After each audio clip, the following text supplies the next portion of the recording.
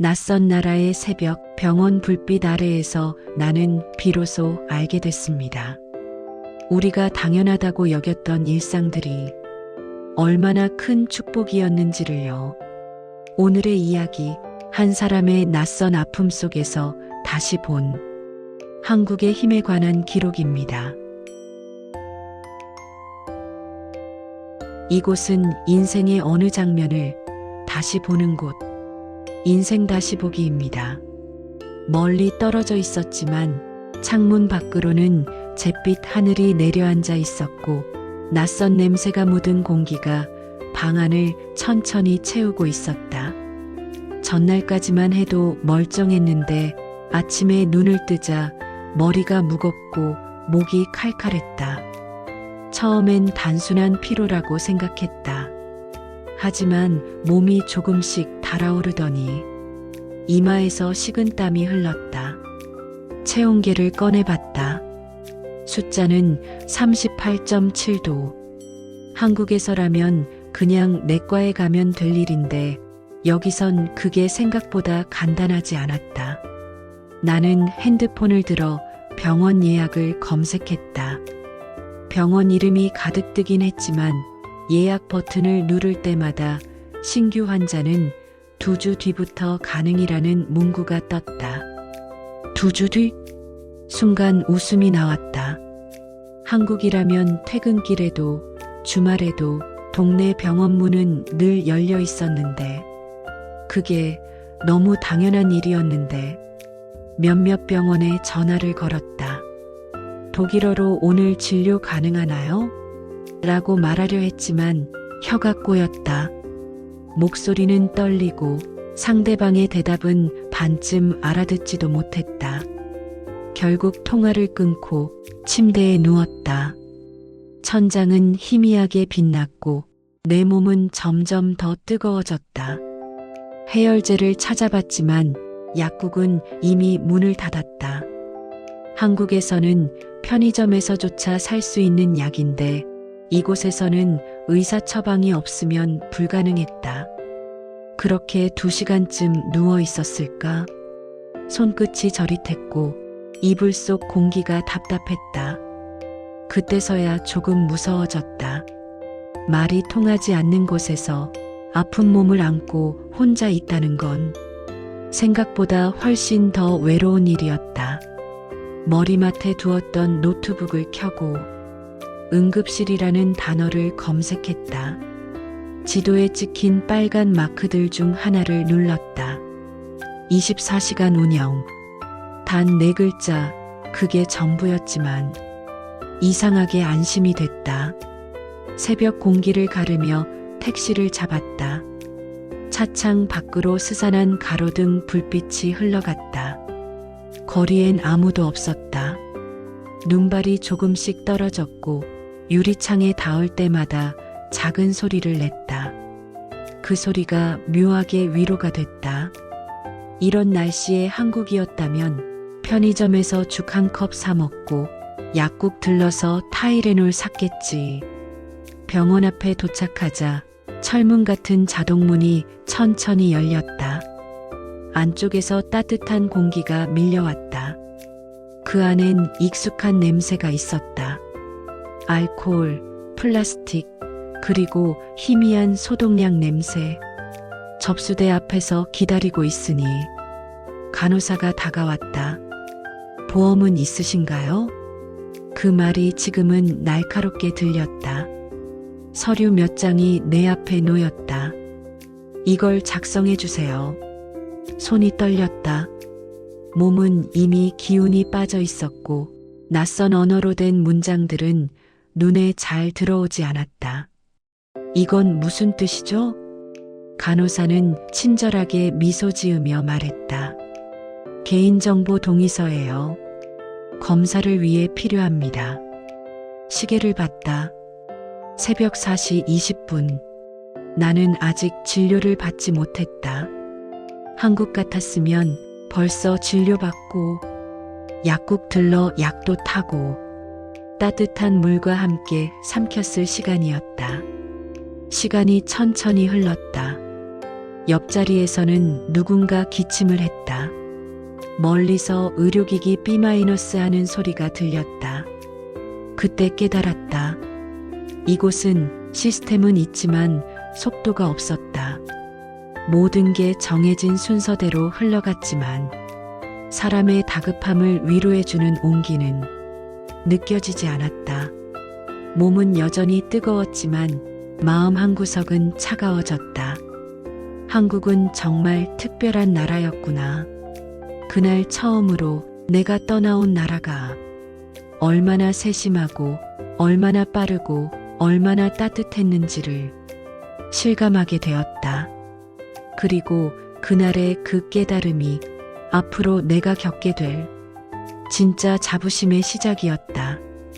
응급실의 공기는 묘하게 정적이었다. 벽식의 초침이 작게 딸깍거렸고 멀리서 의료기기 알람이 간헐적으로 울렸다. 대기실 의자에 앉은 사람들은 누구 하나 소리를 내지 않았다. 가끔 간호사가 부르는 이름만이 그 정적을 깨뜨렸다. 그 이름 속에는 긴 기다림의 무게가 섞여 있었다.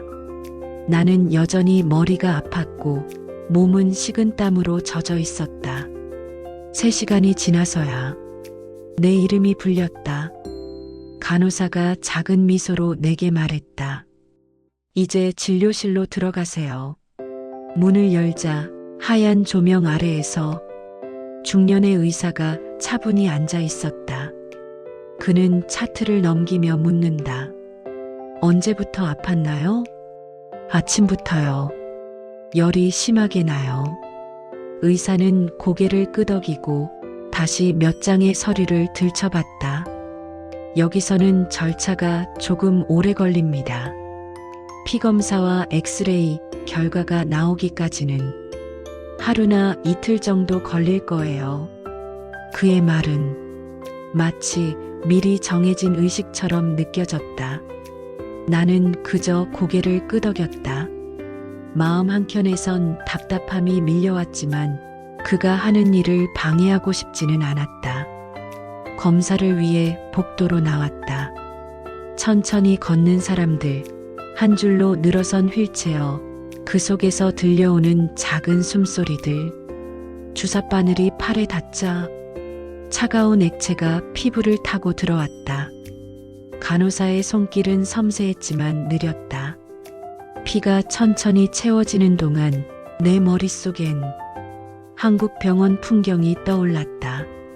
점심시간 직전 바쁜 의사와 간호사들이 뛰어다니던 복도. 다음 환자분 들어오세요. 빠르게 그러나 정확하게 돌아가던 그 시간들. 그 속도 속엔 효율 이상의 생명감이 있었다. 여긴 달랐다. 모든 게 차분했고 절차는 완벽했지만 사람의 숨결은 희미했다. 검사를 마치고 진료실로 돌아가니 의사가 나를 바라보며 물었다. 한국에서는 이런 경우 어떻게 하죠? 나는 잠시 웃었다. 그냥 근처 병원 가면 돼요. 번호표 뽑고 10분도 안 돼서 진료받고 약국 들르면 끝이에요. 그가 잠시 놀란 표정을 지었다. 10분이요? 정말 그렇게 빨라요? 네, 빨라요. 하지만 위험하지 않아요. 오히려 더 정확하죠. 의사는 고개를 끄덕이며 조용히 말했다. 우린 가끔 너무 느린 것 같아요. 그 말이 귓가에 오래 남았다. 한국의 빠름은 단순한 속도가 아니었다. 그건 누군가를 빨리 안심시키려는 마음이었다. 한국 병원에서 환자들이 감사합니다라며 나갈 때 간호사들이 늘 하던 말이 있다. 조심히 가세요. 그 말 속엔 따뜻한 마음이 담겨 있었다. 독일 병원에선 아무도 그런 말을 하지 않았다. 절차는 끝났지만 마음은 연결되지 않았다.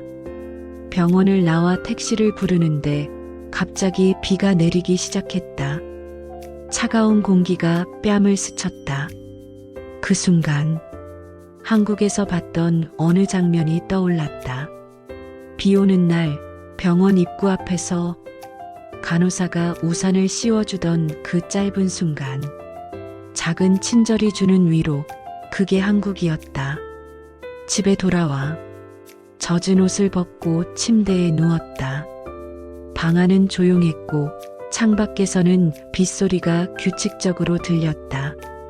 몸이 식어가면서 이상하게 마음 한켠이 따뜻해졌다. 느림 속에서 나는 처음으로 깨달았다. 한국의 시스템은 단지 기술이나 속도의 문제가 아니었다. 사람을 먼저 생각하는 구조, 그게 바로 한국의 빠름이었다. 누군가는 효율이라 말하고 누군가는 경쟁이라 말하지만 나는 이제 안다. 그건 배려의 속도였다. 아픈 사람의 마음을 가장 빨리 이해해주는 속도. 그날 밤 나는 한국이 그리워졌다. 빠르고 복잡한 도시 속에서도 누군가의 손길이 닿아 있는 나라. 그게 내가 떠나온 나의 고향이었다. 검사 결과를 듣는 날이었다. 몸은 한결 가벼워졌지만 마음속 어딘가는 여전히 불안했다. 새벽에 찾았던 그 응급실이 다시 내게 같은 인상을 남기진 않을까? 그런 마음으로 진료실 문을 열었다. 하얀 조명 아래 중년의 의사가 조용히 차트를 들여다보고 있었다. 좋은 소식이에요. 그의 첫마디였다. 검사 결과는 이상 없습니다. 단순한 바이러스성 열일 거예요. 그 말이 그렇게 따뜻하게 들릴 줄은 몰랐다. 안도의 숨을 내쉬며 자리에서 일어나려는데 의사가 내 여권을 집어들었다. 한국에서 오셨군요. 나는 고개를 끄덕였다. 그러자 그가 잠시 미소를 짓더니 말했다. 한국은 참 대단한 나라예요. 그의 말투엔 진심이 묻어 있었다. 코로나 시절 뉴스에서 봤어요.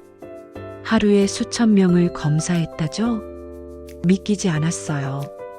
우리는 하루 수십 명도 벅찼는데 나는 잠시 말을 잃었다. 의사는 계속 말을 이었다. 그땐 다들 한국을 기적의 나라라고 불렀어요. 정부도 의료진도 국민도 한마음으로 움직였다잖아요. 그는 내 눈을 보며 천천히 말했다. 그건 아무 나라나 할 수 있는 일이 아니에요. 순간 가슴 어딘가가 뜨겁게 타올랐다. 그가 던진 한 문장, 한국은 진짜 선진국이에요. 그 말이 내 안에 조용히 내려앉았다. 한국은 선진국이다. 그동안 수없이 들어온 말이지만 그날처럼 그 문장을 마음으로 느낀 적은 없었다. 그의 시선엔 존중이 있었다. 단순히 경제나 기술의 이야기가 아니라 사람의 힘을 본 듯한 표정이었다. 나는 조용히 말했다. 고맙습니다. 의사는 웃었다. 당신 나라 사람들은 정말 부지런하고 따뜻하더군요. 진료실을 나서는데 복도 끝에서 들려오는 구두 소리가 묘하게 울렸다. 그 소리를 따라 걸으며 문득 한국에서의 기억이 떠올랐다.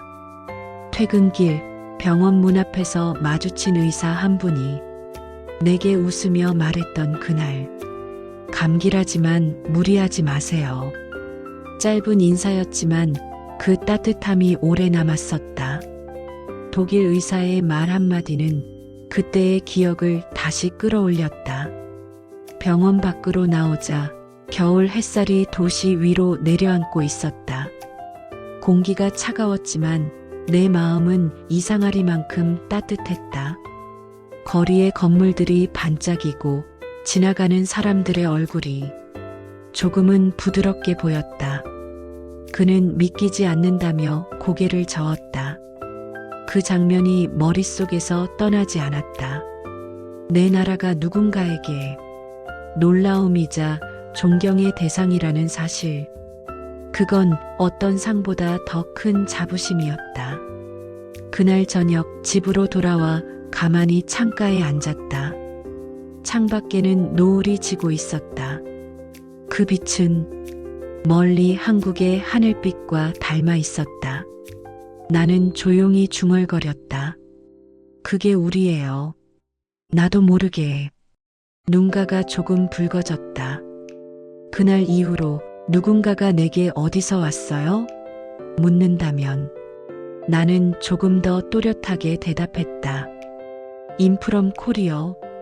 그리고 그 대답 속엔 작지만 확실한 자부심이 담겨 있었다. 한국은 단지 기술의 나라가 아니었다. 한국은 사람의 마음으로 움직이는 나라였다. 의사의 말이 여전히 귓가에 남아 있었다. 한국은 진짜 선진국이에요. 나는 미소를 지었다. 그게 내가 태어난 나라니까요. 시간이 지나 열이 완전히 내리고 나서야 몸이 조금씩 돌아왔다. 하지만 마음속엔 여전히 그날의 진료실 풍경이 남아 있었다. 며칠 뒤 아침 햇살이 따뜻하게 들어오는 날이었다. 나는 근처 공원을 걸었다. 낙엽이 발밑에서 바스락거렸고 아이들이 자전거를 타며 웃었다. 문득 병원 복도에서 만났던 그 의사의 얼굴이 떠올랐다. 한국은 진짜 선진국이에요. 그 말이 여전히 내 귓가 어딘가에 남아 있었다. 나는 잠시 걸음을 멈췄다. 그리고 생각했다. 선진국이라는 건 뭘까? 높은 빌딩? 돈? 기술?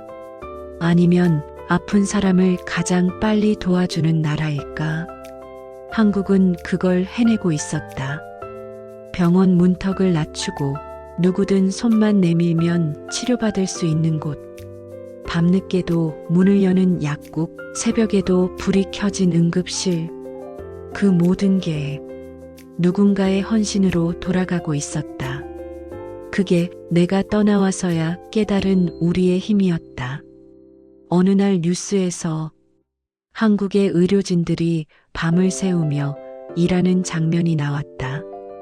피곤한 눈빛 속에서도 서로를 향한 신뢰가 있었다. 우리 함께 버티자. 그 말이 눈빛으로 오갔다. 나도 모르게 눈가가 젖었다.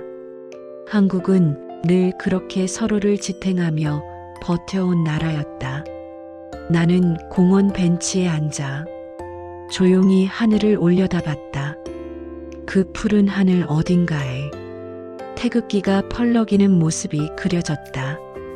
바람이 불자 머리카락이 흩날리고 마음속에서도 무언가가 흔들렸다. 그때 깨달았다. 나는 지금 이곳에서 비로소 한국인이라는 게 어떤 의미인지 알게 됐다. 한국은 단지 내가 태어난 나라가 아니라 누군가를 위해 기꺼이 밤을 새우는 사람들의 나라였다. 남들이 보지 않는 곳에서도 묵묵히 움직이는 손들, 그 손끝에서 만들어진 속도와 체계. 그것이 우리가 지켜온 진짜 선진국의 얼굴이었다.